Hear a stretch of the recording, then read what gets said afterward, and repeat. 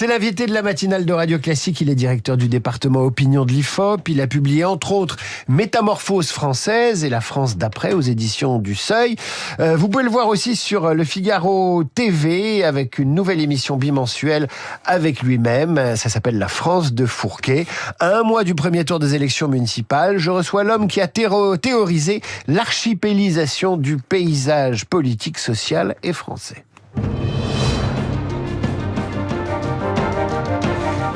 Jérôme Fourquet, bonjour. Bonjour. J'ai gardé les questions de Guillaume Tabar parce qu'effectivement, bien malin qui peut y répondre et il faut votre aide. Par exemple, j'en prends une.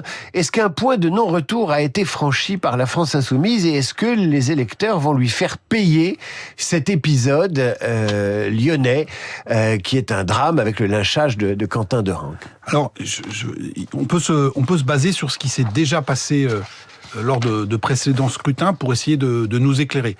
Le premier point d'appui à l'analyse, ça peut être ce qui s'est passé aux dernières élections législatives en 2024, quand on avait appelé justement à ce front républicain contre le Rassemblement national. Et donc, nous sommes allés regarder à l'IFOP les taux de victoire des différents types de candidats qui étaient opposés au RN dans chacune des circonscriptions. Et on voyait par exemple que pour les candidats du nouveau Front populaire, qui portaient tous le même dossard et qui étaient peu connus des électeurs, puisqu'il y avait plus de cumul des mandats, quand ils étaient face au RN, quand ils étaient socialistes, ils ont gagné dans 2/3 de leurs duels, et quand ils étaient insoumis, ils n'ont gagné que dans la moitié des duels.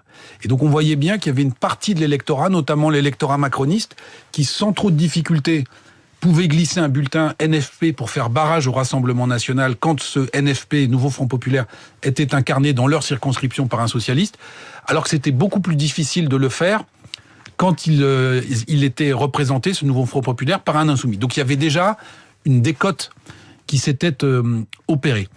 Néanmoins, la stratégie de Jean-Luc Mélenchon, le calcul qu'il fait, et Guillaume Tabar nous a rappelé un certain nombre d'événements, et que il lui faut absolument pour la présidentielle, parce que le reste ne l'intéresse pas, les municipales, c'est qu'une diversion, et la présentation de candidats LFI dans beaucoup de villes, c'est pas pour essayer de gagner les mairies, mais c'est pour mettre la pression sur les socialistes, et se compter, comme on dit dans le jargon. Et donc, la présidentielle est toujours dans l'objectif de Jean-Luc Mélenchon, et son mantra, c'est d'arriver en tête de la gauche et en position de qualification pour le deuxième tour, au soir du premier, et il se dit, par réflexe, et Guillaume nous a donné un certain nombre d'éléments, par réflexe traditionnel, au nom d'un discours qui dira que dans les moments graves, la gauche n'a jamais perdu sa boussole, c'est ce qu'on a entendu au moment des législatives de 2024, eh bien, il aura pour lui en soutien tout l'électorat de gauche qui se mobilisera. Et c'est pas impossible que ça marche, parce que les états-majors de gauche savent bien, prenons par exemple la circonscription d'Olivier Faure, que si d'aventure, en Seine-et-Marne, dans cette circonscription, il y avait un candidat LFI qui se présentait au premier tour face à Olivier Faure, ça pourrait être très difficile pour lui. Donc Jean-Luc Mélenchon fait ce pari-là. Là où le pari a ses limites, c'est qu'on peut penser qu'il y a toute une partie de la gauche qui viendrait par Front républicain, par Union de la gauche, mêler ses voix à celles de Jean-Luc Mélenchon, ce qui se passe déjà au premier tour. Vous voyez que quand il fait 22%, c'est pas uniquement le vote des insoumis, c'est qu'il assèche toute une partie de la gauche. Mais pour gagner dans un deuxième tour, notamment si c'était face à un candidat du Rassemblement national ou une candidate, il faudrait aussi que tout l'électorat du bloc central participe à ce Front républicain. Or, je reviens à mes législatives, c'est beaucoup moins sûr aujourd'hui qu'hier, et ce qui s'est passé à Lyon va peut-être, rendre la mécanique du Front républicain moins efficace dans les rangs de l'électorat modéré. Alors là, on a parlé de la France insoumise, vous évoquez ce drame de Lyon. Quelles peuvent en être les autres répercussions politiques selon vous? Et je voudrais qu'on se place aussi du point de vue des électeurs, parce que c'est aussi votre métier de sonder l'opinion. Alors évidemment, on voit les jeux d'état-major, vous allez nous en parler, mais il y a aussi ce que ressent l'opinion. Alors, peut-être faire un petit retour historique, parce bien évidemment, ce qui s'est passé est totalement stupéfiant, et quand on voit les images, on ne peut être que horrifié, mais il faut se rappeler que notre pays a une longue histoire marquée par la violence politique, qui avait parfois atteint, il n'y a pas si longtemps que ça, une intensité bien supérieure à celle qu'on connaît aujourd'hui. C'est pas pour minimiser ce qui se passe, mais c'est pour remettre en contexte.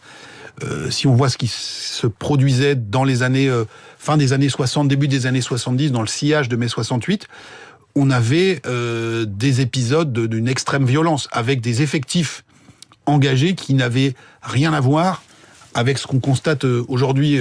Il y a une date un peu importante qui est celle d'un meeting à la Mutualité à Paris d'un groupe d'extrême droite qui s'appelait Ordre Nouveau, et dont l'extrême gauche voulait essayer d'empêcher la tenue.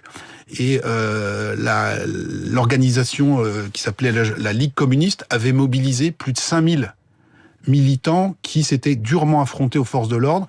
Ces 5000 militants étaient tous casqués, tous armés de barres de fer, et donc on avait relevé des dizaines et des dizaines de blessés. Un an avant, aux portes de l'usine Renault-Billancourt, un militant de la gauche prolétarienne, Pierre Auvernay, avait été abattu par un vigile de la régie Renault, vigile qui sera condamné à quelques années de prison et qui sera à son tour abattu 5 ans plus tard devant chez lui. Et donc ça, c'est les années 70. Alors c'est pas pour minimiser ce qui se passe, mais c'est pour rappeler un petit peu ce contexte-là. Ça rappelle que militer aux extrêmes peut tuer et que il y a eu violence entre les extrêmes. Clément Méric, 2013. Oui. C'était un profil, j'allais dire, psychologique qui ressemblerait peut-être un peu à celui de Quentin, c'est-à-dire plus un idéologue ou un penseur qu'un castagneur, et il militait dans une organisation antifasciste, et de manière fortuite il est tombé sur des skinheads, et la confrontation a mal tourné, il en est mort. C'était en 2013, et donc on était à peu près dans les mêmes circonstances. La différence avec les années 70, c'est qu'on avait des organisations qui étaient beaucoup plus structurées, avec des services d'ordre, avec une direction, et on savait jusqu'où ne pas aller. Là, ce dont on a l'impression, c'est que on a un degré de violence qui est peut-être moindre, mais qui essaime dans toute la société de manière beaucoup plus anarchique. Et donc, de temps en temps, ça va être ces rixes qui peuvent très mal tourner, on l'a vu, entre des groupuscules, mais ça peut être aussi lors de mobilisation écologique, contre un projet qui porterait atteinte à l'écologie, dans des désaccords entre des administrés et leur maire, un maire qui va au hasard refuser un permis de construire, ou qui va s'en prendre à une association, et on voit comment nous avons une violence qui infuse dans la société, mais pas uniquement sur des bases politiques. On a un refus d'obtempérer toutes les 20 minutes en France. 1000 gendarmes ont été blessés par arme, donc arme à feu, couteau ou arme par destination, sur l'année 2025. La violence explose, c'est ça que vous voulez dire. Enfin, elle explose. Elle explose ça et là, elle est très éruptive. Elle est très éruptive, et on a le sentiment que tous les mécanismes d'autocontrôle qui faisaient que des gens se tenaient, aujourd'hui, tout ça fonctionne moins. Et dans ce contexte-là, bien évidemment, il y a aussi une responsabilité des politiques dans la mise en récit, et puis dans le climat que vous instillez. C'est-à-dire que si, au plus haut sommet de la sphère politique, on tient un certain nombre de discours, on s'invective, etc., on a des passages à l'acte qui peuvent être plus faciles, qui peuvent être légitimés. On n'a pas encore parlé d'un autre ingrédient majeur du cocktail assez détonnant qu'on observe aujourd'hui, qui sont les réseaux sociaux, où là on voit qu'on a une parole qui s'est complètement débridée, des anathèmes, des menaces. On va donner en pâture l'adresse d'un élu, d'un journaliste, et donc à charge de qui voudra bien de s'occuper du cas de ce monsieur ou de cette femme. Et donc on voit qu'il y a des choses qui ne se faisaient pas par le passé, qui aujourd'hui se font, et qui peuvent amener à des situations très, très conflictuelles. Et donc une grande majorité de nos concitoyens sont effarés de tout cela. Ouais. Mais dans nos enquêtes, on a une minorité non négligeable, 10% de la population, qui se recrute un peu partout, qui dit que parfois la violence peut être légitime pour faire avancer certaines causes. Et donc 10% de la population adulte, c'est 5 millions de personnes en France. Ça veut dire que ça va se traduire dans les urnes ? Il y a un débouché à ce sentiment, à cette intuition que la violence peut être une solution ? Alors, comme on l'a dit, aucun camp n'a le monopole de cette violence-là. Comment ça va se traduire dans les urnes, nous le verrons. Moi, je pense que la France insoumise, qui, comme disait Guillaume Tabar, est aujourd'hui dans l'œil du cyclone médiatique et en partie judiciaire, va conserver son électorat, à minima son électorat de premier tour. On revient au début de notre discussion. Le vrai sujet, ça va se poser notamment aux états-majors du reste de la gauche, en disant est-ce que on tend la main au deuxième tour à ces listes pour essayer de faire des unions dans telle ou telle ville pour soit conserver, soit s'emparer de ces municipalités. Il y a une question aussi, on parle beaucoup de la gauche, et évidemment des silences coupables, de la gauche modérée, d'Olivier Faure notamment, François Hollande et Raphaël Glucksmann faisant figure d'exception dans la condamnation de l'extrême gauche. On parle peu de la droite et finalement de la façon dont le Rassemblement national peut capitaliser sur ce qui s'est passé tout en s'en désolant et en s'en indignant. Et puis, la droite qui est plus proche du bloc central, qu'est-ce qui peut se passer pour ces deux-là dans la perspective du scrutin municipal ? Alors, il y a un enjeu majeur pour ces deux familles politiques. Pour le Rassemblement national, c'est de montrer au travers des municipales que la dynamique est toujours de son côté. Et comment on le montre ? Pour le RN, eh bien, c'est conquérir des villes nouvelles. On rappelle qu'ils en gèrent aujourd'hui à peine une dizaine. Et donc, pour un parti qui a été 2 fois en finale d'une présidentielle, dont tous les sondages indiquent qu'ils seront manifestement de nouveau en finale en 2027, gérer seulement 10 villes en France, c'est quand même très maigre. Et donc, le but pour le RN, c'est de montrer que, pas forcément dans de très grandes villes, mais dans des villes moyennes, le maillage s'étend.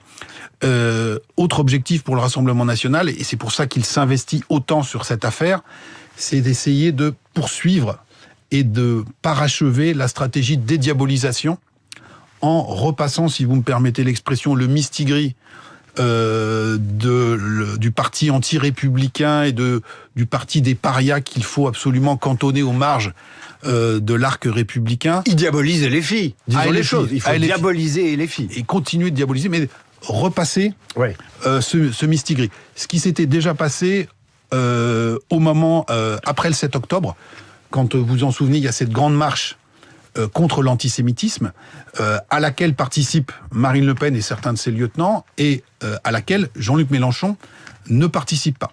Et si on revient 30 ans en arrière, une autre grande marche contre l'antisémitisme après la profanation du cimetière juif de Carpentras, et à l'époque, c'était Jean-Marie Le Pen qui était désigné par la grande majorité des Français comme ayant une responsabilité morale dans ce qui s'était passé. Et donc, là aujourd'hui, c'est essayer de parachever ça pour le Rassemblement national. Et pour la droite, ce qui se joue tout simplement, mais c'est énorme, c'est sa survie. C'est-à-dire, est-ce qu'elle parvient à garder quelques villes, ou est-ce que les municipales font la démonstration qu'il n'y a plus d'espace entre le bloc central et le Rassemblement national, et que cette droite va être condamnée à se vendre à la découpe en allant soit renforcer le bloc central, soit en se ralliant à ce qu'a fait Éric Ciotti, c'est-à-dire essayer de s'agréger au Rassemblement national. Jérôme Fourquet, très vite, Bardella a expliqué que aucun élu du Rassemblement national ne devait se joindre d'une façon ou d'une autre à la manifestation de certains mouvements nationalistes identitaires demain à la mémoire de la victime de Lyon, de Quentin Derenque. Ça aussi, ça fait partie de la dédiabolisation et d'une prudence électorale oui, bien nécessaire. Bien évidemment, même si on le sait, le cordon n'a jamais été étanche entre le Rassemblement national et un certain nombre de ces groupuscules. Mais et je pense qu'il y a une grande prudence de la part de Jordan Bardella. Si d'aventure des incidents émaillent le parcours du rassemblement ou de la manifestation à Lyon, ce serait catastrophique que des élus du Rassemblement national soient pris en photo dans ce cortège-là. Et pour eux, il n'y a pas besoin d'aller dans cette manifestation pour en tirer les bénéfices électoraux et en termes d'image, comme ce qu'on a indiqué tout à l'heure. Jérôme Fourquet, merci. Merci à vous. Je rappelle que vous avez publié tout récemment Métamorphose française et La France d'après, c'était aux éditions du Seuil. Et puis il y a cette émission, Le Figaro TV, La France de Fourquet. Vous trouvez ça sur lefigaro.fr. C'est sur Internet, première diffusion. C'est demain à 20h55. Merci Jérôme Fourquet, à bientôt. À suivre la revue de presse d'Hervé Gattegno. Mais avant cela, le rappel des titres et puis nos esprits libres vers 8h.